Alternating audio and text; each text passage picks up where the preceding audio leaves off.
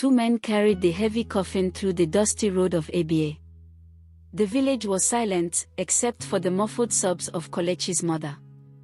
Everyone believed the young man was gone forever. Suddenly, a small crowd gasped.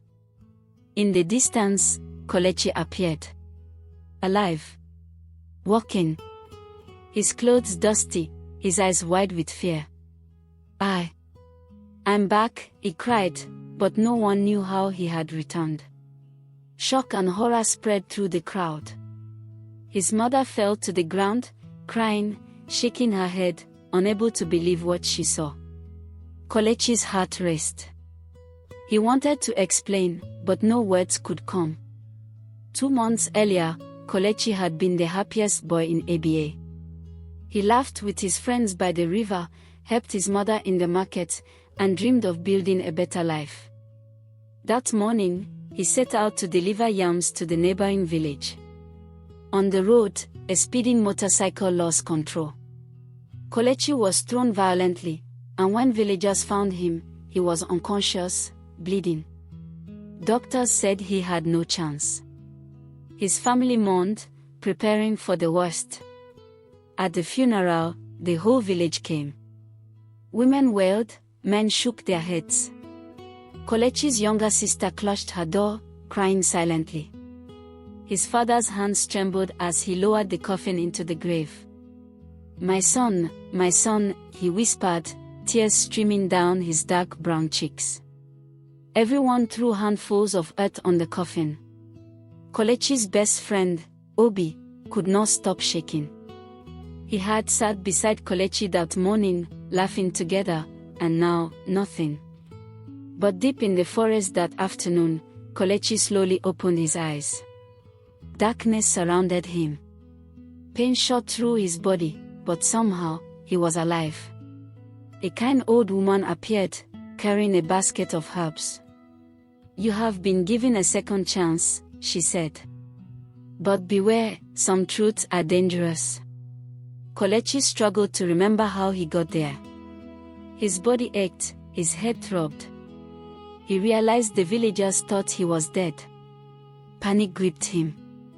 He wandered through the forest, finding only twisted paths and thick trees. Days passed. He survived on roots and water from the stream. At night, he dreamed of his mother, crying at his grave, his father, broken and silent, Obi sitting alone in despair. He had to go back. But how could he explain? How could he face the world that had buried him alive? Back in Aba, life had gone on without Kolechi. His family tried to heal, but the loss was raw. His mother avoided the market where he used to help. His father's shoulders hunched, carrying grief like a heavy stone. Obi spent long hours by the river, staring at the water, hoping Kolechi might appear. The village whispered strange stories of the young man who had died, calling it a curse or a warning from the gods. Kolechi finally found a small path leading toward Aba. As he approached, he saw the familiar huts, the dusty streets, and the market where he had laughed. But something felt wrong. People stared, pointing fingers. A group of children ran away screaming. A man shouted, "He's not alive. This is evil." Kolechi's heart sank. Fear and sadness twisted in his chest. He called out, "It's me. Kolechi." His mother ran toward him, hands trembling. "Kolechi. My son. Is it really you?" she sobbed. Kolechi fell to his knees. "Mother. I don't understand what happened. I was gone, but I'm here now." The villagers gathered, murmuring, suspicious and afraid. Some whispered curses. Others swore they saw ghosts. Kolechi stood, brushing dust from his torn clothes, trying to calm the panic. Obi pushed through the crowd, eyes wide, disbelief written on his face. "Kolechi. You're alive." They hugged tightly, tears mingling. Kolechi tried to explain about the old woman and the forest, but the words felt too strange. Could anyone believe him? He looked at his father, whose face was pale and rigid. The grief had carved deep lines into his face. Kelechi hesitated, afraid that one word might break his father's fragile heart. That night, Kelechi slept on the floor of his old home. He dreamed of the accident, the darkness, and the forest. Shadows moved strangely in the corners. A whisper seemed to call his name. He woke, sweating. Something was not right. He could feel it deep inside. Life had given him back his body, but something else had returned with him. He did not know what it was. The next morning, Kelechi tried to return to the market. Villagers avoided him, crossing to the other side of the street. Children screamed when he passed. He realized the world he returned to was not the same. People feared him. Some said he had been touched by spirits. Others muttered that he carried death with him. Kelechi's heart ached. He had returned alive, but at what cost? Determined to find answers, Kelechi visited the old woman who had saved him. She lived on the edge of the forest, in a small hut covered in leaves and herbs. "You came back," she said softly, "but the forest does not let life return freely. You must face what came with you." Kelechi shivered. "What came with me?" he asked. The woman's eyes darkened. "Some things die, but do not stay dead.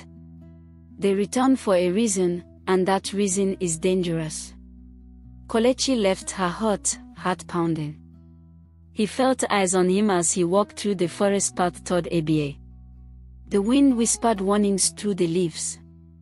He realized that life had given him a second chance, but the price was unknown.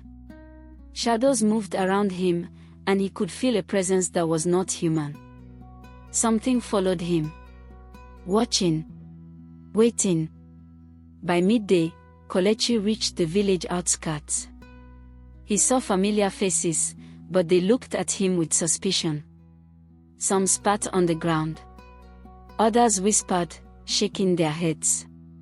Kelechi wanted to scream, to tell them the truth, but no one would believe him. He realized he was alone, except for the silent presence that had followed him from the forest. That evening, he returned home. His mother tried to hug him, but he pulled back. "Mother, I feel something bad is here with me," he said. Her eyes widened in fear. "What do you mean?" she asked. Kelechi could not explain. He only knew the feeling of cold and darkness clinging to him. He looked at his father, sitting silently in the corner. The older man's hands trembled, and Kelechi could see the fear in his eyes. At night, Kelechi could not sleep. He heard whispers outside the window. The wind carried voices that seemed human but were not. Shadows flickered in the corners of the room. He sat up, heart hammering, realizing that the accident, the forest, and the old woman had left something with him. Something alive, but not human. He felt its eyes on him. Watching. Waiting. The next day, Kelechi tried to speak to Obi. "Something came back with me," he said. "I don't know what it is. I can feel it in the air, in the shadows." Obi's eyes widened. "Kelechi, what are you saying?" Kelechi could not answer. The words felt too strange. I will find out," he said. But inside, he knew the truth would be darker than anything he imagined. That afternoon, strange things began to happen. Food in the house moved by itself. A window slammed shut for no reason. Kelechi's mother screamed as a chair toppled over. Kelechi stood frozen, his eyes darting around the room. Something was alive in the house with him.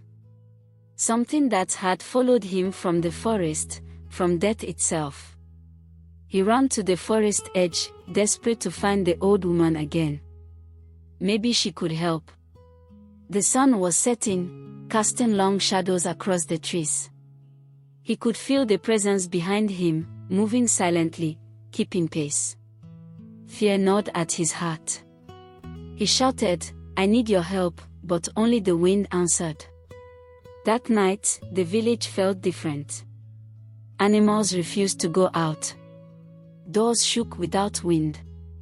Children cried in their sleep. People whispered of curses and spirits. Kolechi stayed awake, listening to the strange sounds around him. He knew he could not hide from whatever had returned with him. It was patient, silent, and growing stronger. Kolechi decided he had to confront it. But what could he do? He had returned alive, but the forest and the old woman had warned him. Life had given him a second chance, but death had left a shadow behind. He felt its presence now, closer than ever, breathing around him. He knew he could not escape it. The next morning, Kolechi left the house before dawn. The village was quiet, the sun barely rising. He walked to the edge of the forest. "I will face you," he whispered. The wind rustled the leaves, and he felt a chill run down his spine. The shadow moved in the trees. Eyes gleamed from the darkness. Kolechi swallowed hard. The forest had waited for him, and whatever had followed him from death was ready. Kolechi stepped forward into the trees. The forest swallowed him. The shadows twisted and moved around him. He could hear whispers calling his name, voices of people long gone. Something touched his shoulder. He spun, but no one was there. The presence was everywhere. Alive. Watching. Hungry. And then, just as the moonlight touched the forest floor, Kolechi heard a voice behind him. A low, chilling whisper, "You should not have returned."